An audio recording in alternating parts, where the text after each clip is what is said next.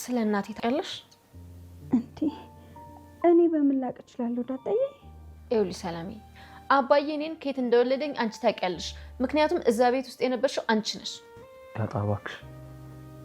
እንዴ አንቺ የጋሼ ልጅ ነሽ እንዴ?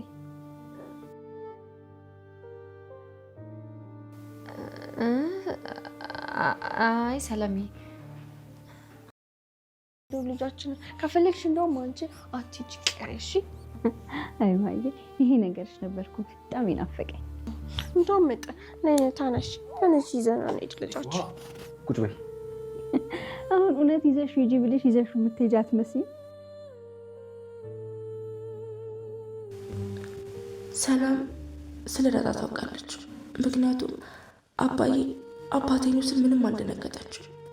ናታንም እንዲሁ አልደነገጠም። ስለዚህ ስለ ዳጣ እናት በእርግጠኝነት ሰላም ታውቃለች።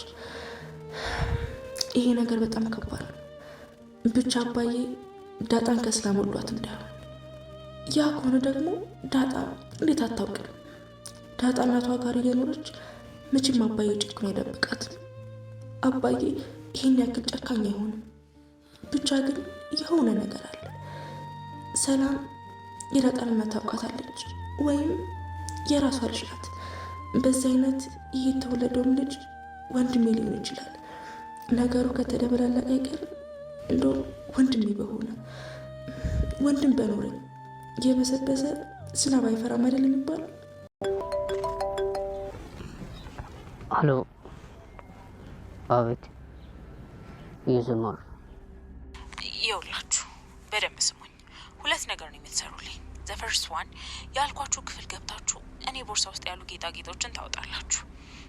ታዲያ በደንብ አዳምጡኝ፣ ፌክ ናቸው። በዛ ላይ እኔ ከምሰጣችሁ ዋጋቸው ያነሰ መሆኑን ቀድሜ ልንገራችሁ። ከዛ ዳጣ ለእናንተ እንደ ጻፈች የሚያሳይ ወረቀት፣ የእኔ ክፍልና ጌጥ የት እንዳለ የሚገልጽ ወረቀት ቤት ውስጥ ጥላችሁ ትወጣላችሁ። ሊያጠቃ ወይም ሊተኩስ የሚችል ቤት ውስጥ ሰው የለም? እህቴና ባሏ ወደ እኔ እየመጡ ነው። ወንድ ልጅ ነበር፣ እሱም ደግሞ ኮሌጅ ነው። አንድ ጥበቃ አለ። እሱን እንደምንም ብላችሁ እለፉት። ማፍቀዛኛ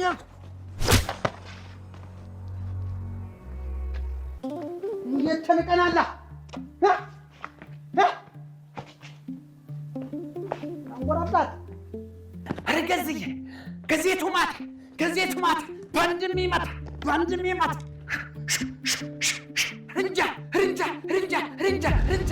ርንጃለት ዳጣ ሰላምን ሰላም፣ አንቺ ስለ እናቴ የምታውቂው ነገር አለ ብላ ትጠይቃታለች።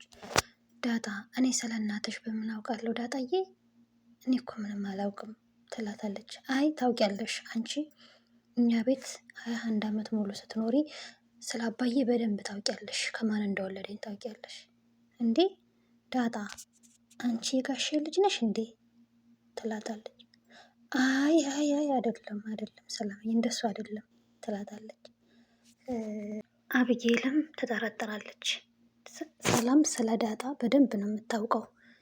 የአባዬ ልጅ እንደሆነችም ስታውቅ ስትነግራት ምንም አልደነገጠችም። ስለዚህ ሰላም ስለ ዳጣ በደንብ ታውቃለች። ማን ያውቃል ከዳጣ ከሰላም ወልዷትስ ቢሆን ትላለች። እውነቱ ከታወቀ አይቀር ካልደፈረሰ አይጠራም። ይሄ የተወለደውም ልጅ እኮ የአባዬ ልጅ ሊሆን ይችላል፣ ወንድሜ ሊሆን ይችላል። ካልደፈረሰ አይጠራም ወንድሜ በሆነ ትላለች።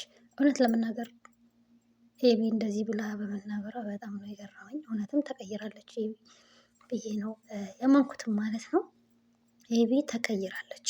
አዎ ዳጣ እህቷ ስትሆንም ስታቅም መጀመሪያ ላይ ቢከብዳትም አሁን ግን ተቀብላታለች። በጣም ነው የምትወዳት። ከዛ ሰላምም ለማንኛውም የሚበላ ላምጣላችሁ ብላለት፣ አይ እኛ መሄድ አለብን ብለው ይነሳሉ።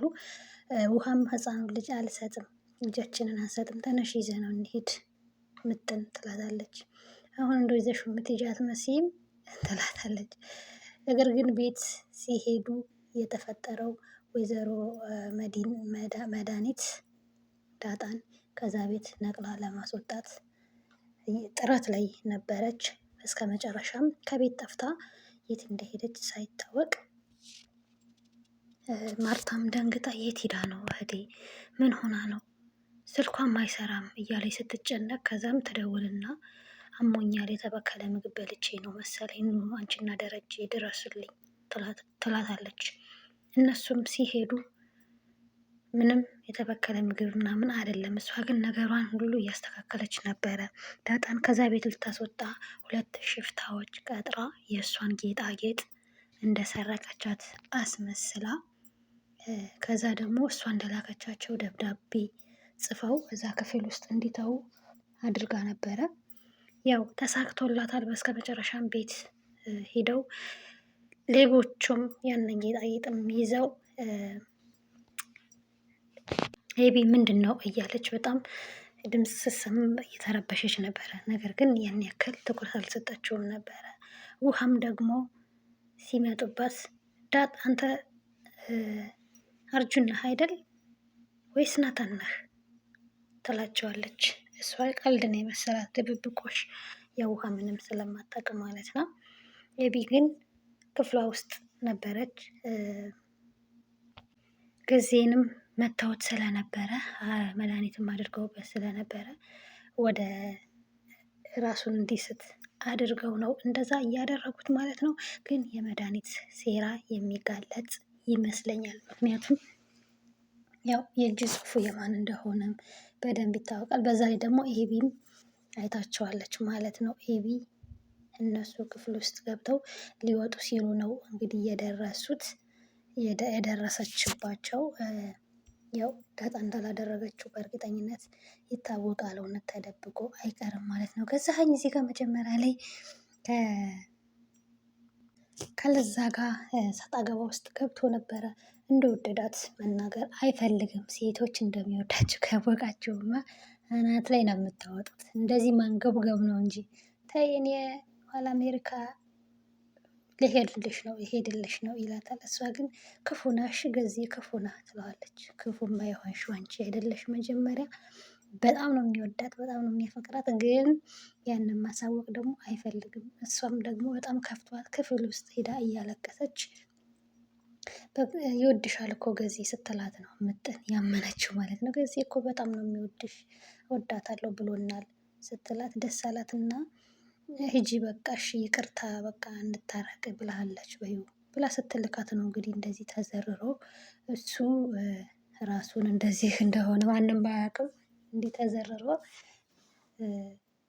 ማንም አላገኘውም ነበረ። እሷም እየፈለገችው እያለ ዳጣ ትመጣና ምጥን ማንን እየፈለግሽ ነው ስትላት፣ አይ ገዜን እየፈለግኩ ነበረ፣ ብፈልግ ግቢ ውስጥ የለም ስትል፣ እንዴ የት ሄዶ ነው ዛሬ ደግሞ የት ሄዶ ነው? ማን አለ ቤት ውስጥ ስትላት፣ ቤቢ ክፍሏ ውስጥ ነች እና ውሃና እኔ ነን ያለ ነው ስትላት፣ እንዴ እነማ እያለ መኖራቸውን አውቀው በቃ ወጥቶ ነው ብላ ነው ያሰበችው።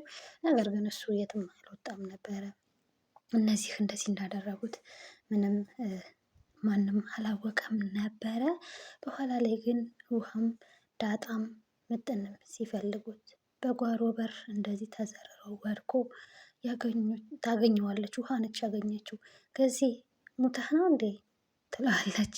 ምን ሆነህ ነው ለች መጋኛ መታኝ፣ መጋኛ በጠራራ ፀሐይ መጋኛ ሾታል፣ መጋኛ ሰይጣን መታኝ ይላታል። ውሃም ደግሞ እንዴ እኔም እኮ አይቻቸዋለሁ ወደ ውስጥ ገብተው 2 እንዲህ የተሸፋፈኑ ምናምን እያላይ ስትለው አይተሽልኛል አይደል? እንኳን አየሽ ለምስክር ይላታል ማለት ነው። ጊዜ በጣም ነው የሚያስቀው፣ በጣም ነው የሚያዝናነው እውነት ለመናገር ማለት ነው። እና ገዜና ውሃ እዚህ ድራማ ላይ በጣም የሚያስቁኝ የሚያዝናኑኝ ሰዎች ቢኖሩ ሁለታቸው ናቸው። በስከ መጨረሻም እንግዲህ ዳጣና ምጥን እነሱም ሲፈልጉት ያው ውሃ አግኝተዋለች። ደረጀ መኪና ውስጥ ከማርቲ ጋር ደደሬ አየሃት እንትና እንዴት እንደተቀየረች አብጌል ካልመጣው አብሬ ብላ እምቢ ብላኝ ነበረ እኔ እምቢ ብያት ነው ስትለው፣ አየሽ አይደል አንቺ ወለድሻት እኔ ሰራዋት፣ አብጌል ገና ታኮራኛለች ይላታል። አዎ ኮርቼብሃለሁ፣ በጣም ቀይረሃታል። እኔ በደንብ የምኮረው ግን እሷ ስታገባ ነው፣ ያገባችልኝ ቀን ነው ትላለች። የእኔ ኩራት የልጆቼ ደስታ ነው፣ ደስተኛ ሆና ማየት ነው። እናንተ ደስተኛ ሆናችሁ ማየት ነው የኔ ኩራትና የኔ ደስታ ይላታል ደረጀም። ከዛም እህትሽ ግን መቼ ነው የምትሄደው? ስላት እባክህ ደሬ ትንሽ ቀን ነው የቀራት፣ ራሷም ትሄዳለች። ስለዚህ እባክህ ለእኔ ስትል ዝም በል፣ ለእኔ ስትል ምንም አትናገራት። እሺ ማርቲ ለአንቺ ስል ምንም አልልም። እንዴት የተበከለ ምግብ ትበልቻለሁ አሞኛል ብላ እንዴት እዚህ ሱፐር ማርኬት አመታ ትገተረናለች ሲላት፣ በቃ ተዋት፣ ደግሞ እኮ ውስጧ ባዶ ነው። ስለዚህ ተዋት፣ ለተወሰነ ጊዜ ነው ትሄዳለች። እሷም ለእኔ ስትል እባክህ ዝም በል ትለዋለች። ከዛም እሺ ለአንቺ ስል፣ እሺ ማርቲ ለአንቺ ስል ምንም አደርጋለሁ፣ ምንም ችግር የለውም። ለአንቺ ስል ፍም እሳት ጨብጬ ከዚህ መርካቶ ድረስ እሄዳለሁ ይላታል። እሷም ትስቃለች። እና ደረጀ ለማርቲ ስል ሁሉንም ነገር እየታገሰ ይገኛል። ነገር ግን ይሄ እውነታ ከታወቀ በኋላ ግን በጣም ከባድ ነው የሚሆነው። የመድኃኒት እውነታው ሲታወቅ ማለት መድኃኒት እንደዚህ እንዳደረገች። በእርግጥ ቤት ውስጥ እሷ የማታደርገው ነገር የለም። አሁን ግን ያው በዳጣ መታበታለች። ዳጣን ምንም ቢሆን ልጁ ናት፣ በጣም የሚወዳት ልጁ ናት እና ዝም ሊል አይችልም ማለት ነው። ለራስሽ ስትይ ተጠንቀቂም ብሏታል። ከዚህ በፊትም አስጠንቅቋታል። እሷ ግን በፍጹም የምትሰማ አይደለችም። አክስት ተብዬዋ ማለት ነው። ትዳራቸውን ልትበትን እየጣረች ነው። ውድና የተከበራችሁ የዚህ ቻናል ቤተሰቦች እንዲሁም የዳጣ ድራማ ተከታታዮች ይህን ቪዲዮ ላይክ እና ሼር፣ ሰብስክራይብ በማድረግ ቤተሰብ ይሁኑ። በቀጣይ እስከምንገናኝ መልካም ጊዜ፣ መልካም ቆይታ ይሆንላችሁ።